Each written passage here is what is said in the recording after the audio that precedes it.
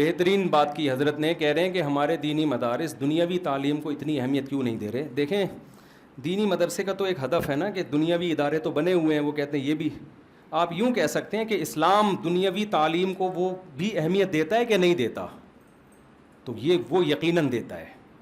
اسلام جیسے دینی تعلیم کو اہمیت دیتا ہے، دنیاوی تعلیم کو بھی تھوڑی اہمیت نہیں بہت زیادہ اہمیت دیتا ہے. اس لیے کہ اللہ تعالیٰ نے آدم علیہ السلام کو زمین پہ اپنا خلیفہ بنایا ہے. بند کمرے میں عبادت کرنے کے لیے اللہ نے آدم کو پیدا نہیں کیا. حدیث میں لا رہبانیت فی الاسلام، اسلام میں رہبانیت نہیں ہے. پادریوں کے پاس دنیا کی نالج نہیں ہوتی، وہ چرچ میں بیٹھے اللہ اللہ کر رہے ہیں. اسلام نے ہمیں اس سے یہ پابندی لگائی ہے. جب رہبانیت نہیں ہے، معاشرے میں چلنا ہے، سوسائٹی میں چلنا ہے، تو سوسائٹی کی نالج ہوگی تو چلے گا نا معاشرے میں. داؤد علیہ الصلاۃ والسلام کو اللہ نے زمین میں خلافت دی. قرآن داؤد علیہ السلام کے بارے میں تعریفیں کرتا ہے، بہت تعریفیں کی قرآن نے. لیکن داؤد علیہ السلام کے ہاتھ میں لوہے کو اللہ نے پگھلایا، وہ زرہیں بنایا کرتے تھے، جنگی سامان بنایا کرتے تھے.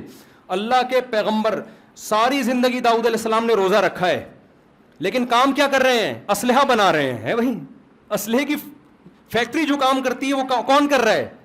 داؤد علیہ السلام. اللہ یہ بھی تو کر سکتے تھے، آپ کو میزائل بنانے کی، اسلحہ بنانے کی کیا ضرورت ہے؟ آپ اللہ اللہ کریں میں سب کچھ خود ہی کر دوں گا. نا نا نا، اے داؤد تو رات کو عبادت کرتا ہے، دن میں تو روزہ رکھتا ہے، لیکن تجھے دنیا میں اپنی حکومت قائم کرنے کے لیے، قوموں پہ برتری کے لیے ان سے زیادہ اسلحہ بنانا پڑے. زرہیں بنائی ہیں داؤد علیہ السلام نے.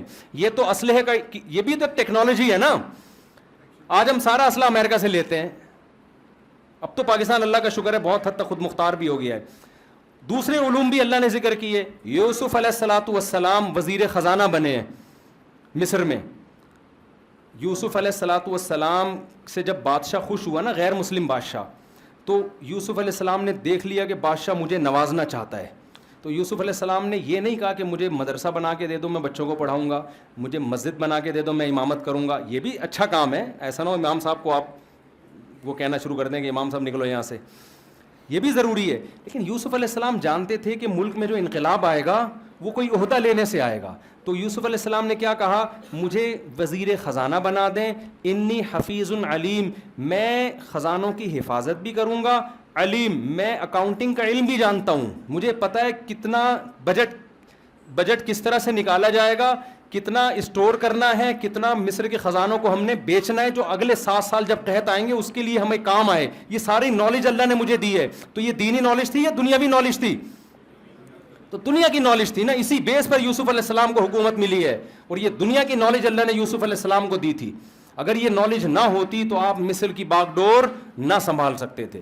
تو قرآن میں بہت ساری آیتیں ہیں، اور مسلمان تو یہ بات کر ہی نہیں سکتے نا، کیونکہ گورے یہ بات کا اعتراف کرتے. میں نے ایک یونیورسٹی میں میرا لیکچر تھا، میں نے انگریزوں کی کتاب کے حوالے سے میں نے یہ بات ان کے سامنے رکھی تھی. اب ہر جگہ تو میں کتاب لے کے نہیں گھومتا، نہ میں ڈاکٹر ذاکر نائک ہوں کہ رٹا لگا کے سارے یاد کر لوں حوالے. تو گوروں نے یہ بات لکھی ہے کہ جب اسلام دنیا میں آیا، اگر اسلام نہ ہوتا تو آج ہم جس سائنسی ترقی پر ہیں آج سے 500 سال بعد یہاں پہنچتے. اسلام کی وجہ سے 500 سال ہمارا راستہ کم ہو گیا ہے، کیونکہ اسلام جب دنیا میں آیا تو پھر لوگوں نے دین اور دنیا کا علم حاصل کرنا شروع کیا ہے، اور مسلم سائنٹسٹ پیدا ہوئے ہیں. 400 سال تک ہمارے سائنسدانوں کی کتابیں یورپ کی یونیورسٹیوں میں پڑھائی جاتی رہی ہیں. 400 اب تک بہت ساری اصطلاحات باقی رہ گئی ہیں. یہ جو ایڈمرل کا لفظ ہے امیر البحر، یہ حضرت معاویہ نے جو دستہ بنایا تھا نا جنگی، اس کے امیر کا نام تھا امیر البحر. یہ لفظ انگلش میں ٹرانسفر ہو کے گیا ہے اور کیا بن گیا؟ ایڈمرل بن گیا. یہ عربی سے آیا ہے. سب سے پہلا بحری بیڑا حضرت معاویہ نے بنایا ہے، کیونکہ نبی خوشخبری سنا چکے تھے کہ میری وہ امت جنت میں جائے گی جو، پوری حدیث کے الفاظ مجھے یاد نہیں ہے، جو ایک بحری لڑائی لڑے گی. صحابہ نے دعا مانگی، یا رسول اللہ ہمیں آپ دعا کریں کہ ہم بھی اس میں شامل ہو جائیں. تو وہ بحری بیڑا سب سے پہلے کس نے تیار کیا؟ آپ کیا سمجھتے ہو بحری بیڑا مسجد میں بیٹھ کے دعا مانگ کے تیار ہو گیا ہوگا؟ سمندر پہ تبے کر رہا ہوں معذرت کے ساتھ، سمندر پہ فوج اتارنا آسان نہیں ہے. وہ پھٹے نہیں تھے کہ لا کے جوڑ دیے ایلفی سے، گوند سے جوڑ دی اور فوج کو اس پہ بٹھا دیا. پورا فوجی لشکر سمندر پہ اتارا. کتنی ٹیکنالوجی استعمال ہوئی ہوگی. اور پھر کسی ملک پہ حملہ جو کرنا ہے، اور حملہ کرنے کے لیے کیا سمندر میں آپ ایسے سفر کرتے ہیں جیسے بائی روڈ سفر کرتے ہیں؟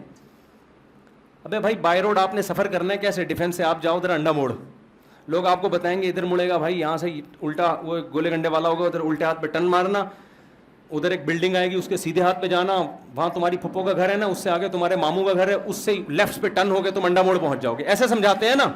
کیا سمندر میں ایسے سفر ہوتا ہے بھائی؟ حضرت معاویہ نے ارادہ کیا, فرض کریں بھی قبرص پہ حملہ کرنے کا, فرض کریں سمندر سے جانا ہے, تو کیا سمندر میں جانے کے بعد یہ کوئی یہ آئے گا کہ یہ والا پہاڑ آئے گا اس سے تھوڑا لیفٹ ٹرن مارنا, پھر ایک ویل مچھلی آئے گی اس سے؟ سمندر میں ستاروں کے علم سے سفر ہوتا ہے اور بہت پیچیدہ علم ہے.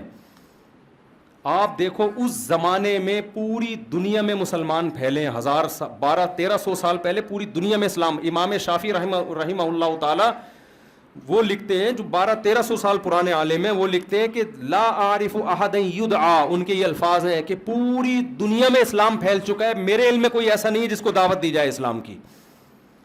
تو پوری دنیا میں مسلمان جہاں بھی گئے ہیں نا, انہوں نے مسجدیں بیت اللہ کی طرف بنائی ہیں. وہ ساری مسجدیں آج کس رخ پر ہیں؟ یہ کیسے بن گئی بیت اللہ کے رخ پر؟ بولو نا. علم تھا بھائی ٹریگنومیٹری کا, ان کے پاس کرو ٹریگنومیٹری کا علم تھا, سائنٹسٹ تھے, ان کو پتا تھا کہ بھائی بیت اللہ, آپ تو یہ سمجھ رہے ہو کہ مدینہ سے جب وہ چلے تو لکیر کھینچتے ہوئے جا رہے تھے نا سیدھی سیدھی, یہ ممکن ہے کہ بھائی ادھر قبلہ بنانا؟ اس زمانے کی خود نبی کی مسجد دیکھ لو, مسجد نبی اس دن سے جس رخ پر ہے وہ قبلے کا رخ ہے. یہ تو معجزاتی طور پر ہو گیا, لیکن ہر جگہ معجزے تھوڑی ہوئے ہیں. تو پوری دنیا میں ہم جب گئے نا بخارا وغیرہ ان علاقوں میں, تو اس دور کی جو مسجدیں ہیں ان کا ساؤنڈ سسٹم دیکھ کے حیران ہو گیا. پہلے بھی لاکھوں لوگ درس حدیث میں بیٹھتے تھے, مائک ایجاد نہیں ہوا تھا, تو کیا چیختے تھے جبڑے پھاڑ پھاڑ کے. ایسے ساؤنڈ سسٹم مسلمان انجینئروں نے بنائے ہوئے تھے, ادھر بات کرو آپ, وہ بات پھیلتے پھیلتے کہاں جائے گی, آخر بندے تک پہنچے گی. تو اگر یہ مسلمانوں کے پاس نالج نہ ہوتی, علم نہ ہوتی, تو مسلمان دنیا پہ 1200 سال حکومت نہ کرتا. گریٹ امپائر, آج دنیا کو لوگ امریکہ کو سپر پاور کہتے ہیں, رشیا کو کہتے ہیں, ان دو سے پہلے سپر پاور کون تھا؟ مسلمان تھے. آج بھی انگریز گریٹ عثیمین کہتے ہیں نا. تو یہ میں ترکی گیا ہوں نا, یہ جو ترکی میں عیسائیوں کی حکومت تھی اور اتنی موٹی موٹی دیواریں, اس کو فتح کرنے کے لیے سلطان محمد فاتح نے دنیا کی سب سے بڑی توپ بنوائی تھی اس وقت. سمجھتے ہو؟ دنیا کی سب سے بڑی توپ. تو سب سے بڑی توپ کے موجد بھی ہم ہیں, صحیح ہے نا. تو سب کچھ ہمارا ہے. اب ہم الگ ہو گئے نا, رحمانیت کی طرف آ گئے. جو مذہب, بلکہ یونیورسٹیوں میں آپ جائیں, جو پڑھنے والا بچہ ہے جو مذہب کو فالو کر رہا ہے وہ پڑھائی میں بالکل پیچھے ہوتا ہے, اور جو پڑھائی والا ہے وہ مذہب سے بالکل ناشنا ہوتا ہے. تو یہ دونوں کو جوڑنے کی ضرورت ہے, اس کے بغیر حساب کتاب چلے گا نہیں. تو علماء اور جو مسٹروں کا فرق ہے نا, یہ بہت بڑھتا جا رہا ہے. تو اس کو آپ لوگ کیا کر رہے ہیں, یہ فرق کیسے ختم کرنے کہ مولویوں کو مسٹر بنا دو, خود مولوی بننے کے لیے تیار نہیں. تھوڑے سے ہم مسٹر بن جاتے ہیں, تھوڑے سے آپ میں بھی مولانا کا تو لک آ جائے نا. نہیں یاری سمجھ میں بھائی, جمعے کو تو ٹوپی پہن لیا کرو کم از کم, اس سے تھوڑے تھوڑے کیا ہو جاؤ گا, نماز پڑھ لو یار, تھوڑا سا ڈریسنگ چینج کر لو. ہم نہیں کہہ رہے پینٹ شرٹ چھوڑ دیں, آپ چڈی تو نہیں پہنے نا کم از کم. ہم تو اس کے مان لیں یار پینٹ شرٹ پہن لو, لیکن گھٹنوں سے نہیں. اسلام آپ کو گھٹنے کھولنے کی اجازت نہیں دیتا. ناف سے نیچے جو انگریزوں کے ہاں دیکھو اصول کچھ اور ہیں, ان کو فالو مت کرو. وہ تو یہ تکلف ہے جو ان کے چڈی پہن کے گھوم رہے ہیں, وہ ان کے مذہب میں تو یہ بھی نہیں ہے. وہ بھی اس کا ہے, وہ بہت نیک ہوتا ہے جو چڈی پہن کے گھوم رہا ہوتا ہے. تو آپ کو تو تھوڑا سا ڈریسنگ کا خیال کرو نا یار. آپ تھوڑا سا ناف سے لے کے گھٹنے تک کپڑے پہن لو. آپ تھوڑا اپنی بیگم کو پردہ کرا لو تھوڑا سا یار, زیادہ نہیں تھوڑا سا ہی کرا لو نا. تھوڑے سے آپ ادھر کو لک آئے نا آپ میں, اور پھر ہم تھوڑا سا گنجائشیں نکالنا شروع کر دیں. ٹھیک ہے. لیکن لوگ کیا کہتے ہیں, یہ مولانا بالکل موسیقی کو حلال کہہ دیں, بے پردگی کو حلال کہہ دیں, اور یہ ساری ڈراموں فلموں کو حلال کہہ دیں کلچر کے نام پہ. ایسا نہیں ہوگا بھائی, یہ تو مذہب کا بیڑا غرق ہو جائے گا. پھر تو ہم میں اور گوروں میں کوئی فرق نہیں رہے گا. تھوڑا بیچ کی راہ اختیار کر لیں تو زیادہ فرق ختم. اچھا, ایک یہ بھی ہے کہ علماء کو بھی تھوڑا سا اس زمانے میں نالج کے حساب سے چینج ہونے کی ضرورت ہے. یہ تو ہم بتاتے رہتے ہیں جہاں بھی علماء میں بیان ہوتا ہے, بھائی انگلش تو اس زمانے میں بین الاقوامی زمانہ ہے, اس کے بغیر آپ نہیں چل سکتے. نالج, سورس آف نالج جتنی ہے وہ انگلش میں ہے. انگلش نہیں آتی, اس سے بہت بڑے مسائل کھڑے ہوتے ہیں. یہ تو ہم علماء کو کہتے ہیں, لیکن آپ کو بھی تو ہم کہتے ہیں نا کہ فاصلہ ختم کرنے کے لیے تھوڑا سا انگلش کی طرف جائیں, آپ عربی کی طرف بھی تو آئیں نا تھوڑا سا. اگر سارے علماء انگلش سیکھ گئے اور آپ عربی نہ سیکھیں پھر تو علماء انگریز بن جائیں گے. جو تھوڑی بہت مذہب ہے وہ بھی کیا ہوگا. علماء تھوڑا انگلش کی طرف آئیں, آپ تھوڑا عربی اور اردو کی طرف ہی آ جاؤ یار. عربی کی طرف اگر نہیں آتے, آپ کی تو نسلوں سے اردو ختم ہو رہی ہے. خوب سمجھ لو, اردو زبان سے آپ کا رشتہ اگر ختم ہو گیا تو آپ کا مذہب سے رشتہ ختم ہو جائے گا.